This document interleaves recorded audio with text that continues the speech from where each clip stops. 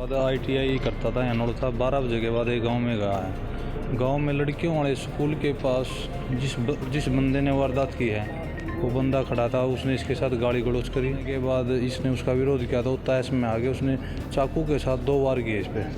चाकू के साथ वार करने के बाद ये तो मौके पे वहीं डेड हो गया है। हाँ, इकलौता बेटा था। फादर 4 साल पहले हुई थी भी 2022 में।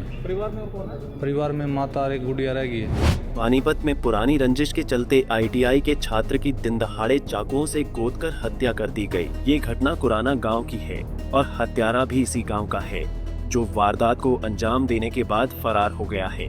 बताया जा रहा है कि 19 वर्षीय तनिष्क अपने माता पिता का इकलौता बेटा था। 4 साल पहले तनिष्क के पिता की मौत हो चुकी है। ऐसे में तनिष्क अपनी बहन और मां के साथ रहता था।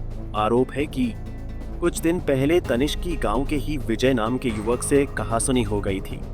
इसी का बदला लेने के लिए विजय अपने साथियों के साथ तनिष्क को ढूंढता हुआ गांव के अड्डे पर पहुंचा और इस दौरान जैसे ही तनिष्क वहां आया तो पहले गाली गलौज हुई। उसके बाद विजय ने चाकू निकालकर तनिष्क पर वार कर दिया। ITI करता था यहाँ था। 12 बजे के बाद एक गांव में गया है। गांव में लड़कियों वाले स्कूल के पास जिस बंदे ने वारदात की है वो बंदा खड़ा था। उसने इसके साथ गाली गलौज करी। गाली गलौज करने के बाद इसने उसका विरोध किया तो तहस में आगे उसने चाकू के साथ 2 वार किए इस पर। चाकू के साथ वार करने के बाद ये तो मौके पे वहीं डेड हो गया है। फिर इसको वहाँ से NC कॉलेज में लेके आए। NC कॉलेज में आने के बाद डॉक्टरों ने चेक करके देखा तो डॉक्टर ने इसको मृत घोषित कर दिया। पहले भी कोई झगड़ा भाई पहले का तो पता नहीं हूँ, लेकिन आपसी कुछ झगड़ा हुआ होगा तभी तो ये वारदात हुई इतनी बड़ी। पहले के झगड़े का मेरे को तो कोई पता नहीं, क्योंकि मैं भी आज बाहर था। मेरे को तो बाद में पता चला। जो जिसने मारा आरोपी है वो भी गांव का है? हाँ, वो भी गांव का ही है। क्या नाम है उसका? उसका विजय नाम है, फादर का नाम है बंसी। अकेला था या और भी कोई था उसके साथ? उसके साथ एक दो और थे भाई, जो उसको बाइक पे लेके भाग के गए हैं। 2 बंदे और थे उसके साथ और एक वो मारने में था।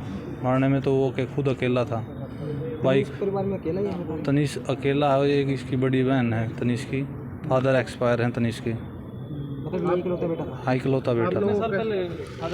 फादर 4 साल पहले हुई थी भी 2022 में। परिवार में माता और एक गुड़िया रह गई है। आप लोगों को कैसे पता चले? हमारे को तो फोन आया था, भी गाँव से ही पता चला था मेरे को। तो फिर मैं मौके पे NC कॉलेज में पहुंचा, वहाँ जाके पता चला। क्या लगता है? ये मेरा भतीजा लगता है। क्या नाम है आपका? मेरा दीपक। आरोपी फरार है? आरोपी फरार है फिलहाल। चाकू से कहाँ का मार किया गया पता नहीं? चाकू पीठ के पास 2 बार। परिजनों ने बताया कि आरोपी विजय ने चाकू से 2 वार किए, जिससे तनिष्क इस कदर घायल हो गया कि उसकी मौके पर ही जान निकल गई। हत्या की सूचना मिलने के बाद पुलिस मौके पर पहुंची और शव को कब्जे में लेकर छानबीन शुरू कर दी। आज करीबन दोपहर के टाइम पुलिस को सूचना मिली थी कि कुराना गांव का एक तनिष्क नाम के लड़के को झगड़े में चाकू लगा है और वो डेड ब्रोट हो गया। हॉस्पिटल में आके उसकी मौत हो गई।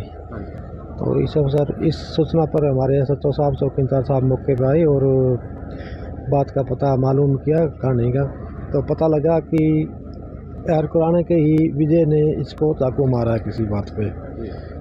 तो पीड़ित पक्ष से हमने दरखास्त लेके मुकदमा दर्ज कर दिया है, तफ्तीश शुरू कर दी है। मौके पे हमने सारी टीमें बुलाई हैं, CIA को भी लगाया गया है। आरोपियों को दबस दी जा रही है। 2-3 टीमें बनाई है हमने और जल्दी उनको गिरफ्तार करेंगे। एक ही आरोपी है?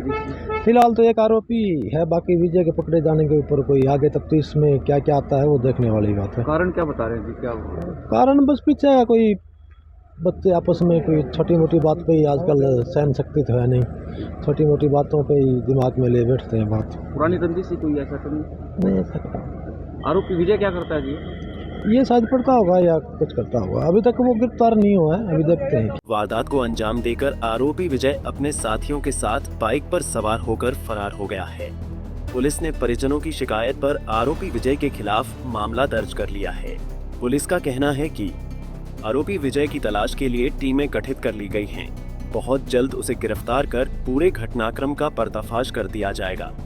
पानीपत से सचिन शर्मा, पंजाब केसरी टीवी। हमसे जुड़े रहने के लिए हमारे YouTube चैनल को सब्सक्राइब करें और नई वीडियो की नोटिफिकेशन के लिए बेल आइकॉन को दबाएं। अगर आप ये वीडियो Facebook पर देख रहे हैं तो लाइक जरूर करें और ज्यादा से ज्यादा शेयर करें। धन्यवाद।